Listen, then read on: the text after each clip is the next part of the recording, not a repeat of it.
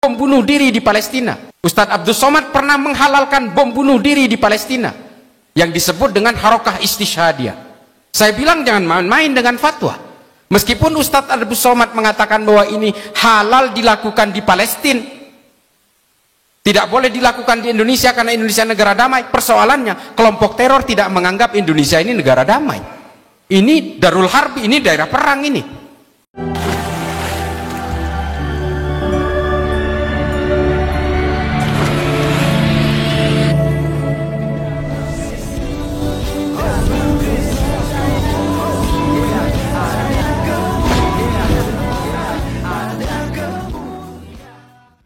Salam Elechem Bisem Yeshua HaMashiach. Salam damai sejahtera dalam nama Tuhan Yesus Kristus untuk kita semua.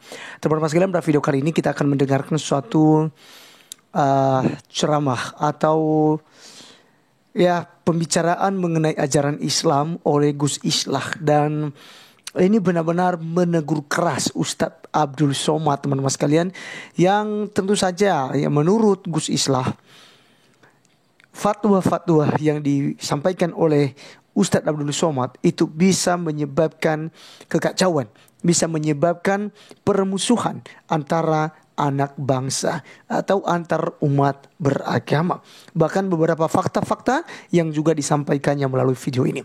Oleh karena itu, teman-teman sekalian, mari kita simak supaya kita sama-sama dicerahkan dan kita mengambil sisi positifnya. Yang negatifnya tentu kita harus buang. Kita lihat videonya berikut ini. Bom bunuh diri di Palestina. Ustadz Abdul Somad pernah menghalalkan bom bunuh diri di Palestina yang disebut dengan Harokah Istishhadiyah. Saya bilang jangan main-main dengan fatwa. Meskipun Ustadz Abdul Somad mengatakan bahwa ini halal dilakukan di Palestina, tidak boleh dilakukan di Indonesia karena Indonesia negara damai. Persoalannya kelompok teror tidak menganggap Indonesia ini negara damai. Ini Darul Harbi, ini daerah perang ini. Dan terbukti pelaku bom Katedral Makassar di dalam handphonenya itu ditemukan videonya Abdul Somad ketika berfatwa tentang bom bunuh diri halal sebagai Harokah Istishhadiyah. Saya protes, jangan main-main Pak, jangan main-main Ustadz dengan fatwa ini. Karena fatwanya Abu Bakar Naji dalam kitab Idarat At-Tawahhus yang sebenarnya ditujukan kepada orang-orang di Irak dan Suriah ketika ISIS berjaya pada tahun 2012. Fatwanya dikeluarkan oleh Abu Bakar Naji, seorang ulama Saudi. Fatwa itu akhirnya apa? Dipakai juga di Indonesia. Fatwa itu no boundaries, borderless bagi sebagian orang. Jangan kemudian dianggap ini hanya berlaku di Palestina, di sini tidak berlaku. Nggak bisa. Perspektif orang berbeda-beda, interpretasi orang berbeda-beda. Akhirnya apa? Fatwanya Abdul Somad dipakai di sini. Masih ada itu di Google videonya. Ada seorang pelaku bom Katedral Makassar, seorang ibu-ibu mengatakan ini Harokah Istishhadiyah, boleh dilakukan di Makassar. Coba. Nah, tafsir-tafsir yang seperti ini yang kemudian membuat kita berpecah belah. Islam itu tadinya satu, Kristen tadinya juga satu, Hindu juga satu, tapi kemudian kepentingan-kepentingan politiklah kemudian yang membuat ini bersekte-sekte, yang membuat hukum-hukum sendiri dengan tafsir-tafsir sendiri. Semuanya berawal dari politik. Saya pertanggungjawabkan pernyataan ini. Semuanya berawal dari politik. Dan juga karena politik kemudian keluarlah tafsir-tafsir yang berbasis kekerasan itu atas nama politik. Termasuk hari ini Hizbut Tahrir mengatakan orang Islam wajib, termasuk Ustadz Abdul Somad juga, saya protes ini fatwa ini. Dia mengatakan bahwa dalam kitabnya Al-Mustadrak ala Sahihain, Imam Al-Hakim mewajibkan semua umat Islam untuk mendukung khilafah. Saya katakan tidak ada satupun negara yang mendukung khilafah hari ini, yang menggunakan sistem politik khilafah hari ini. Artinya apa? Semua orang Islam di seluruh dunia berdosa karena diwajibkan. Lalu saya katakan jangan salah, Al-Mustadrak ala Sahihain yang ditulis oleh Imam Al-Hakim itu tidak boleh diikuti oleh Adz-Dzahabi karena ditulis oleh Imam Al-Hakim dalam keadaan pikun. Nggak ada balasan sampai sekarang dari Ustadz Abdul Somad. Saya juga sering protes Pak, dan juga saya diprotes oleh banyak orang. Perang Israel dan Palestina ini bukan perang agama, ini perang politik. Coba baca bukunya Simon Sebag Montefiore, Jerusalem, The Biography.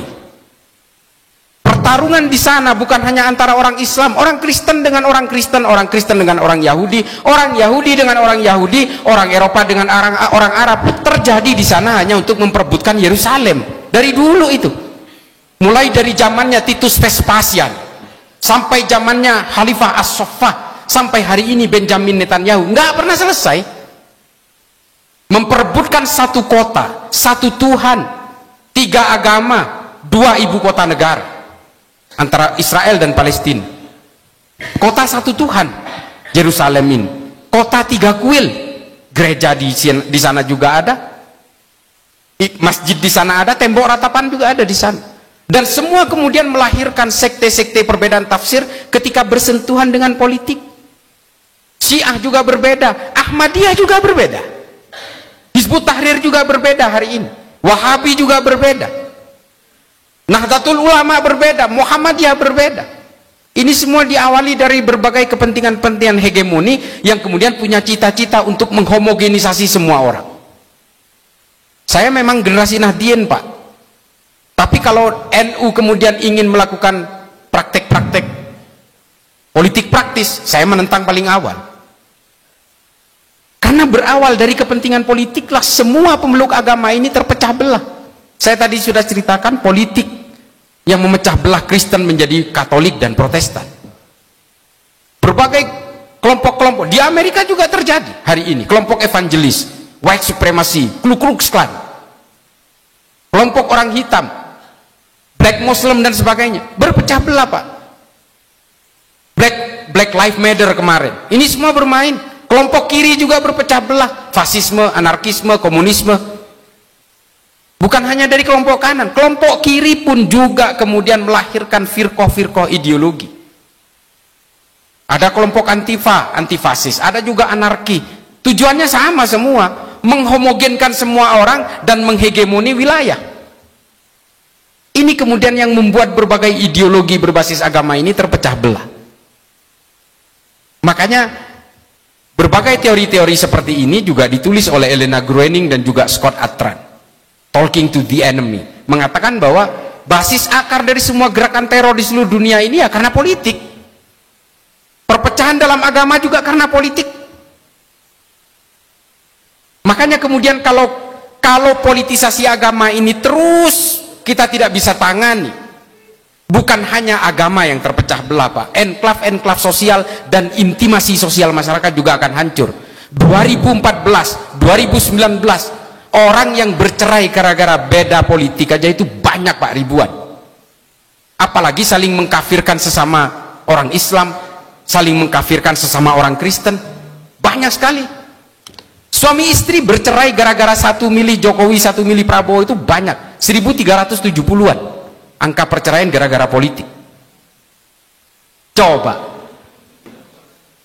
Makanya bahaya kalau sudah ranah-ranah keimanan dibawa ke dalam urusan politik. Maka yang ada adalah penghakiman-penghakiman. Politik ini bukan urusan akidah, bukan urusan keimanan. Politik ini fikih. Apa fikih? Hukum, kesepakatan, ijtima. Makanya kemudian yang menjadi bahaya adalah ketika orang menyeret paksa persoalan politik ke dalam ranah-ranah akidah. Makanya yang terjadi apa? Penghakiman-penghakiman. Sampai ada jenazahnya ibu-ibu meninggal nggak mau disolatkan di dalam masjid karena dia pendukungnya Ahok. Coba, saya bukan pendukungnya Ahok dalam konteks ini, tapi menurut saya inilah yang berbahaya, bahaya sekali. Saya sering menyuarakan ini di media sosial, Pak. Kalau memang punya kesempatan, follow Instagram saya, Islah_Bahrawi, Twitter saya juga. Saya paling getol menyuarakan ini karena saya menganggap ini berbahaya buat semua agama dan berbahaya buat peradaban manusia. Karena dari persoalan politisasi agama lah kemudian lahir tafsir-tafsir yang berbeda, yang kemudian juga melahirkan berbagai penghakiman-penghakiman. Orang kemudian lalai dalam kemanusiaan. Ini penting juga. Mengapa saya mengatakan di berbagai podcast saya dengan Akbar Faisal, dengan Ahmad Sahal, dan juga berbagai tokoh podcast saya katakan bahwa DNA Islam itu bukan politik. Lalu apa DNA Islam? Dan yakin saya semua agama, bahwa semua agama itu berbasis kemanusiaan dan kedamaian. Seperti yang saya ceritakan tadi, genealogi turunnya semua agama. Makanya kemudian Nabi Muhammad ketika menjelang wafat Hanya 3 kali yang dia ucapkan, ummati, ummati, ummati. Yang dia khawatirkan adalah persoalan umat. Dan juga mengapa Nabi Muhammad sebelum wafatnya tidak menyebut satu nama sebagai penggantinya beliau. Ini ditulis oleh berbagai ahli sejarah yang mengatakan Nabi Muhammad tidak pernah satu pun menyebut penggantinya, satu nama pun. Penunjukan Abu Bakar ini adalah hasil aklamasi. Ini adalah indikator bahwa Nabi Muhammad tidak mewariskan Islam ini sebagai entitas akselerasi politik.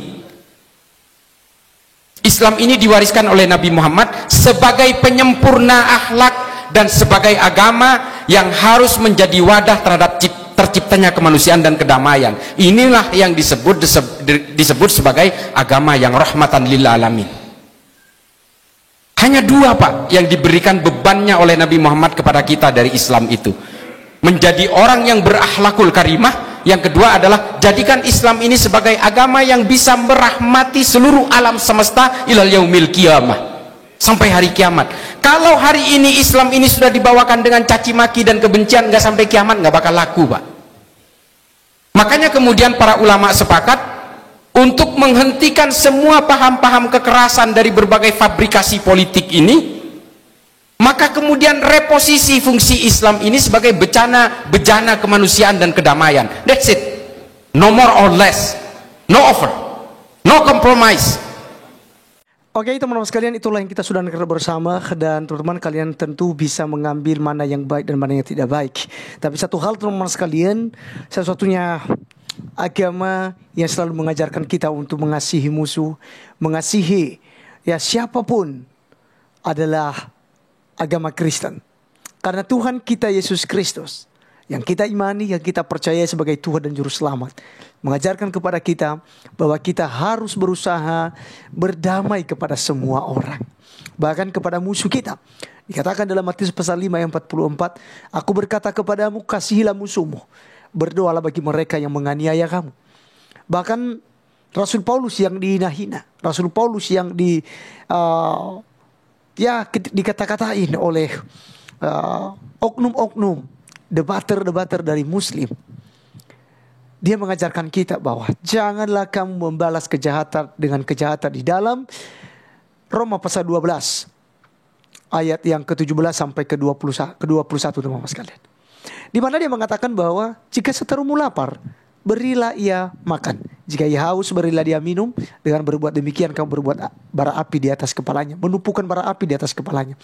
Janganlah kamu kalah terhadap kejahatan, tetapi kalahkanlah kejahatan dengan kebaikan. Ini luar biasa. Tuhan Yesus mengajarkan kita nilai-nilai kasih, dan Rasul Paulus juga mengajarkannya ya sebagai ya pesan, sebagai pegangan bagi kita yang percaya kepada Tuhan Yesus Kristus sampai pada saat ini teman-teman sekalian. Ya, kita dilarang untuk membunuh. Kita dilarang untuk hancurkan rumah ibadah atau tempat-tempat peribadatan agama lain. Kita dilarang keras. Dan kita tidak boleh menyebutkan nama Yesus ketika kita membuat sebuah anarkis. Ya, tidak ada yang teriak-teriak haleluya teman-teman sekalian. Tidak ada yang teriak-teriak demi nama Yesus, lalu dia buat kejahatan, hancurkan rumah ibadah dan lain sebagainya. Tidak ada. Kenapa? Karena para pendeta pun di gereja-gereja selalu mengajarkan supaya kita saling mengasihi. Bukan hanya sesama Kristen, tapi kita juga mengasihi sesama manusia, siapapun dia, terlepas daripada agamanya apapun. Ya, kita harus saling mengasihi. Itulah pesan dalam agama kita. Oleh karena itu teman-teman sekalian, mari tetap lakukan apa yang baik, tetap beritakan Injil tentang keselamatan, yaitu dalam nama Tuhan Yesus Kristus, supaya setiap orang yang percaya kepadanya tidak binasa, melainkan memperoleh hidup yang kekal. Baik teman-teman sekalian, sekian video kali ini. Sampai ketemu di video berikutnya. Tuhan Yesus memberkati. Salam.